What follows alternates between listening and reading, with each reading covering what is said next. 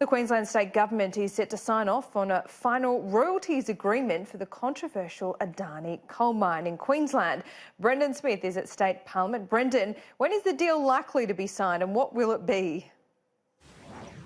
Well, the deal is likely to be signed at some point today, or it could be later in the week. This is the final royalties agreement, the final hurdle for Adani in order for that controversial Carmichael Mine project to go ahead. This would involve a royalties deferment if the state government is granted access to its 200-kilometre rail line. As a result of this, royalties could be deferred for a number of years. But the Australia Institute does warn that taxpayers could be subsidising a foreign-owned, unregulated monopoly asset if the government isn't granted access to that rail line prior to this royalties agreement going ahead. Laura, of course, we know this Adani coal mine has been a point of contention here in Queensland, not only in State Parliament but also in the general public as well for a number of years. We've seen the Stop Adani campaign ramping up in recent months. We've seen a number of street blockades. We've seen people gluing themselves to roads and to buildings and infrastructure in order to get this mine stopped. But it does seem that it will likely be going ahead once this royalties agreement is signed off. In terms of an actual number or a figure, that is